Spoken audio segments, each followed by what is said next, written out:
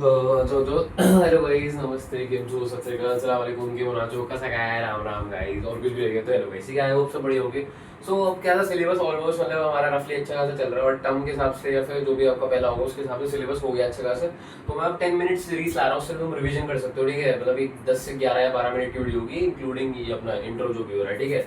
तो इस सीरीज में क्या है बेसिकली, अगर ये सीरीज तभी बेसिकली ज्यादा प्रेफर्ड है जब तुम लोगों ने डीप वीडियोस, मैंने डीप भी डाली हुई है, ठीक है, उसमें सब कुछ पढ़ा रखा है अच्छे डीपली से, और तुमने वो पढ़ रखा है तो ये ज्यादा बेटर है। बट तुम ऐसे भी पढ़ोगे तो कोई दिक्कत है नहीं, वैसे मैं समझाऊंगा उसमें भी अच्छे से, ठीक है। तो ये तुम्हारा रिवीजन के लिए भी, लास्ट टाइम रिवीजन के लिए भी काम आएंगे, ठीक है। और मैं आगे और वीडियोस भी जानूंगा जिसमें मैं और डीपली समझाऊंगा, ठीक है। तो ऐसे ही चलता रहेगा, बहुत सारी सीरीज लॉन्च करेंगे।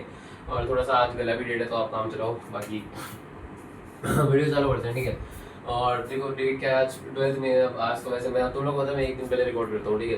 तो आज सीन क्या है, मैंने बताया था 11th को मेरे दोस्त का बर्थडे, तो हम लोग वहीं थे। तो अब मैं रात में रिकॉर्ड कर रहा हूँ, आज ऑलमोस्ट 2 बजने वाला है, ठीक है। बट रिकॉर्डिंग तो नहीं है, चलो ठीक है। हाँ, तो ये अगर इंट्रो हटा देना, उसके अलावा 10 मिनट का मैं ट्राई करूँगा बनाने का, ठीक है। मेरे सामने एग्जैक्ट क्लॉक है, मैं 10 मिनट में चैप्टर पढ़ा दूंगा, ठीक है। तो देखो चैप्टर का नाम है मनी, ठीक है। मनी मीन्स, मनी क्या होता है, देखो मनी मीन्स तुम लोगों के पास मनी होगा, ठीक है। कोई भी नोट या सिक्का मेरे पास शायद अभी नहीं पड़ा, ठीक है, एज सच, ठीक है। तो नोट या सिक्का कुछ भी होगा उसको मनी बोलते हैं, ठीक है। मनी बोलते हैं, मनी, ठीक है। तो मनी क्या है बेसिकली, मनी इज एनीथिंग, ठीक है, which acts as standard for, देखो money is anything which acts as a medium of exchange, measure of value, standard for deferred payment and store and transfer of value, ठीक है। Money मतलब तुम्हें बताइए money क्या होता है, ठीक है। मनी इज जनरली एक्सेप्टेबल, ठीक है, as a medium of exchange, ठीक है। उसके इवोल्यूशन ऑफ मनी, भाई मनी कैसे बना, कैसे आया। तो मतलब जब स्टार्टिंग का टाइम था, जब स्टार्टिंग था, एकदम स्टार्टिंग था इकोनॉमी के, तब तो बार्टर सिस्टम चलता था। बार्टर सिस्टम मतलब लोग गुड से गुड एक्सचेंज करते थे, मतलब उस समय वैसा नहीं हुआ करता था। तो लोग एक्सचेंज करते थे, मान लो किसी ने अपने केले के बदले सेब ले ली, ठीक है, तो गुड्स वगैरह एक्सचेंज हुआ करते थे पहले के टाइम में, ठीक है। उसके बाद तुम लोगों को पता है कि बेसिकली वो मेटल्स के या फिर सिल्वर के, प्लैटिनम के, सब मतलब जो भी बेसिकली सिल्वर गोल्ड कॉइन्स, ये सब कॉइन्स यूज होने लग गए थे, ठीक है। उसके बाद जब वो खत्म हो गया, उसके बाद आप लोग को पता है पेपर नोट्स आ गए, कॉइन्स आ गए। बट आज के टाइम में देखो, आज के टाइम में तो इतने आगे बढ़ गए, क्रेडिट मनी आ गया, अपना यूपीआई वगैरह आ गया, ठीक है। तो इवोल्यूशन ऑफ मनी तुम्हें पता है कैसा हुआ, ठीक है। उसके बाद बार्टर सिस्टम क्या होता है, देखो बार्टर सिस्टम है, सबसे पहला बार्टर सिस्टम था। देखो बार्टर सिस्टम एक सिस्टम है जिसमें गुड्स एक्सचेंज होते हैं फॉर गुड्स, ठीक है। बार्टर याद रखना, बार्टर इकोनॉमी को हम C2C इकोनॉमी बोलते हैं, ठीक है। C2C इकोनॉमी, इधर C का मतलब है कमोडिटी, मतलब कमोडिटी टू कमोडिटी इकोनॉमी, मतलब एक कमोडिटी के बदले में एक कमोडिटी एक्सचेंज करते हैं, ठीक है। तो बार्टर सिस्टम के टाइम में ऐसा कोई पैसा वगैरह हम पे वो नहीं करता था। लोग क्या करते थे, एक गुड्स के अलावा एक्सचेंज करते थे। मान लो मेरे को पेन की जरूरत है और मेरे सामने वाले को जूते की जरूरत है, ठीक है, तो मैं उसको जूता दे देता था और उससे पेन ले लेता था, ठीक है। तो उस टाइम पे एक्सचेंज हुआ करता था, इसको हम बोलते थे बार्टर सिस्टम, ठीक है। उसके बाद देखो drawbacks of barter system, barter system हटाना क्यों पड़ा, इसके ड्रॉबैक्स क्या है, ठीक है। सबसे पहले डबल कॉन्फिडेंस ऑफ वर्ड्स। तुम्हें अभी देखो मैंने बताया कि मेरे को मान लो कि मेरे को चप्पल, मैं मान लो मेरे को जूता चाहिए, मान लो मेरे को पेन चाहिए और सामने वाले को जूता चाहिए, ठीक है। तो मैंने उसको जूता दे दिया और मैंने पेन ले लिया, ठीक है। मान लो अगर मेरे पे जूता ही नहीं होता फिर क्या होता है, या फिर उस पर पेन नहीं होता तो क्या होता है, ये एक्सचेंज तो हो ही नहीं पाता ना। मतलब अगर जब कोइंसिडेंस होना चाहिए तो कोइंसिडेंस दोनों तरफ से होना चाहिए। मतलब अगर मेरे को जो चाहिए वो उस पर आए तो उस पे मतलब मेरे को भी, मेरे पे भी वो होना चाहिए जो उनको चाहिए सामने वाले को, ठीक है। तो जो कोइंसिडेंस है वो दोनों तरफ से होना चाहिए, और ये होना बहुत रेयरली है, ठीक है। जरूरी नहीं है मतलब दोनों को वही चीजें चाहिए जो एक दूसरे पे है, ठीक है। तो ये बहुत रेयरली होता है, इसकी वजह से एक तरीके का ड्रॉबैक है तो अपना बार्टर सिस्टम है, ठीक है। Second is lack of common unit of value.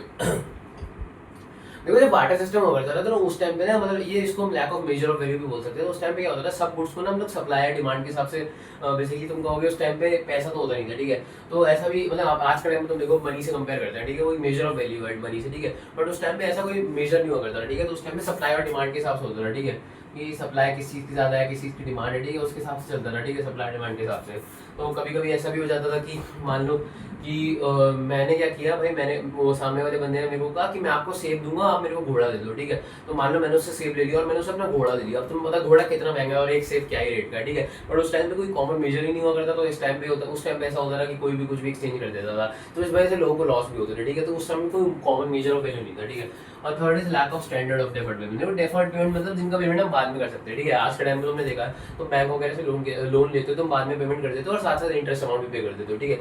But उस टाइम पे देखो तुम लोन वगैरह तो ले नहीं सकते थे, ठीक है। लोन ले भी सकते थे तो तुम क्या करते कि मतलब गुड्स का लोन लेते, ठीक है। मान लो तुमने सेब ले लिया रेंट पे, मान लो, ठीक है।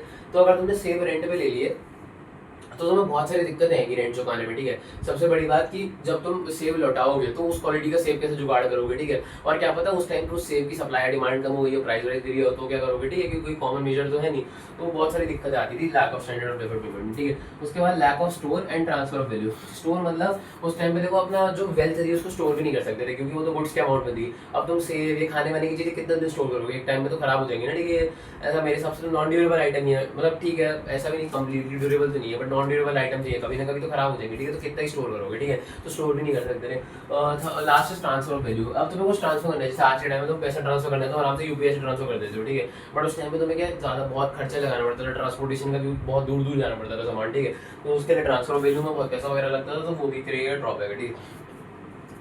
उसके बाद देखो मनी, मैंने बताया मनी क्या होता है, ठीक है, मनी के कुछ फॉर्म्स होते हैं, ठीक है, एक होता है फिएट मनी एंड फिड्यूशनरी मनी और फुल बॉडीड मनी एंड ये मैंने लिखा है क्रेडिट मनी, ठीक है, तो इन दोनों में एक तरीके का डिफरेंशिएट पढ़ना है हम लोग को, ठीक है। देखो अगर टॉपिक आ गया फिएट मनी एंड फिड्यूशनरी मनी, ठीक है, फिड्यूशरी मनी, तो देखो फिएट मनी और फिड्यूशरी मनी क्या होता है। देखो सबसे पहले ना फिएट का मतलब समझो। फिएट का मतलब होता है कि गवर्नमेंट का बेसिकली कोई रूल या फिर कोई गवर्नमेंट का लॉ है जिसकी वजह से हम उसको ऑथराइज कर रहे हैं वर्क करने से। मतलब तुम समझो जो भी मनी वगैरह हम लोग चलाते हैं, जैसे अभी भी कोई 10 का नोट 20 का नोट जो भी चल रहा है वो गवर्नमेंट ने हमको कह रखा है कि हमें वो यूज करना है, हम वो एक्सेप्टेबल है, ठीक है, हमें वो एक्सेप्ट करना ही है, हम उसको मना नहीं कर सकते, ठीक है। तो फिएट मनी वो मनी होता है जो गवर्नमेंट के ऑर्डर पे इशू किया जाता है, ठीक है, और जो फिड्यूशरी मनी होता है वो गवर्नमेंट के ऑर्डर पे, मतलब गवर्नमेंट कहती है कि तुम्हें लेना, तो लोग हम लोग जिद नहीं कर रहे हैं, ठीक है, मैं एग्जांपल भी दूंगा।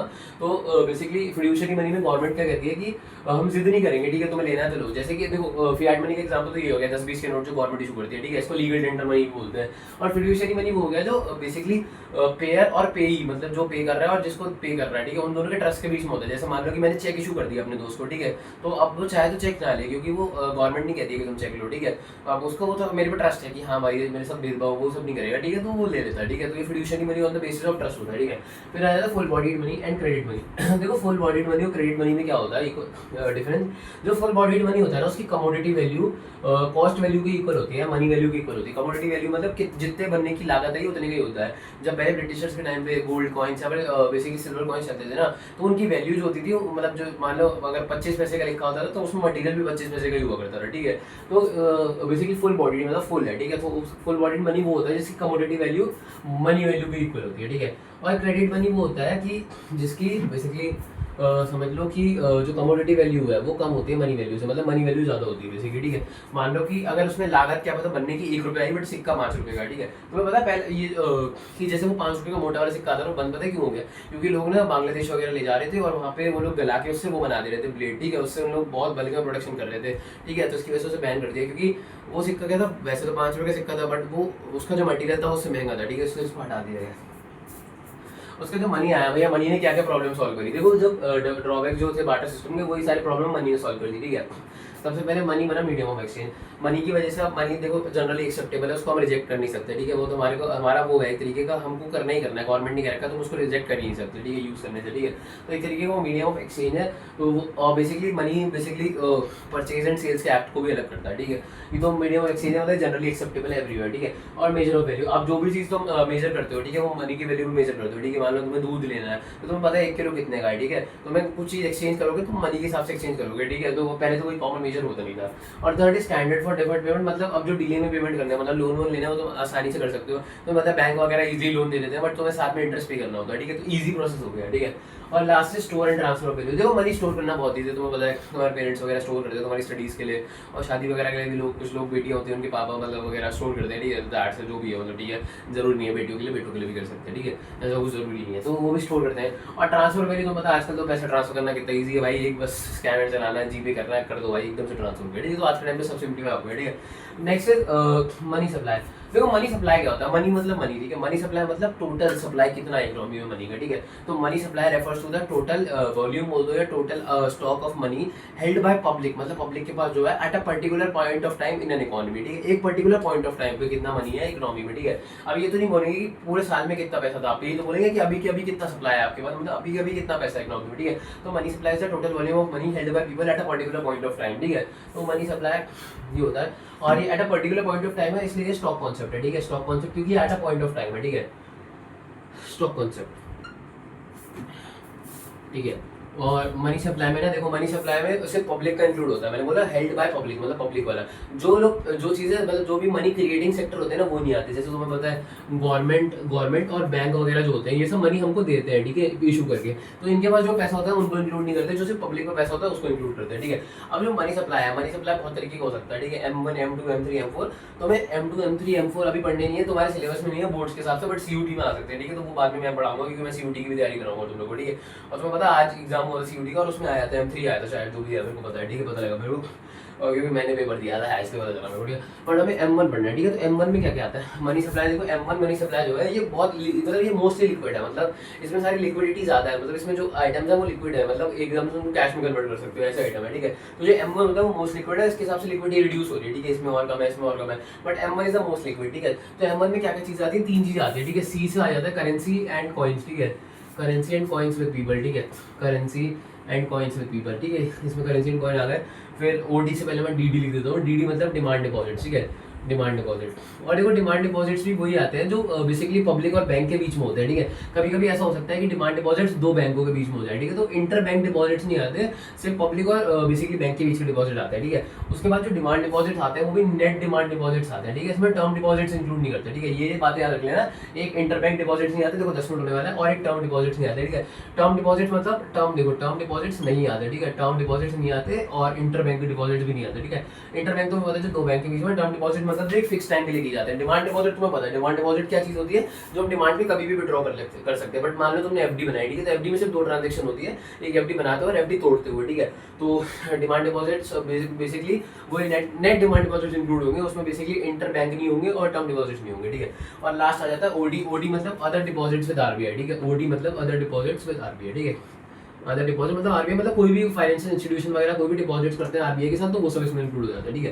तो बस इतना ही आज के चैप्टर में, और कुछ भी नहीं है चैप्टर में, ठीक है। तो आज की वीडियो में इतना ही, और नेक्स्ट वीडियो के साथ मिलूंगा, ज़्यादा बोलूंगा नहीं। नोट्स तुम लोग पता है टेलीग्राम का डिस्क्रिप्शन में मैं लिंक दे दूंगा, वहाँ पे टेलीग्राम का लिंक है, वहाँ पे मैं हैंड रिटन नोट्स देता हूँ। इसके अलावा मैं उस वीडियो का लिंक भी अटैच कर दूंगा जिसमें मैंने चैप्टर डीपली पढ़ा रखा है, ठीक है। तो आज की वीडियो में इतना ही, और आई होप ये 10 मिनट में निपट गया, ठीक है। तो मिलते हैं अगली वीडियो में, तब तक के लिए प्लीज।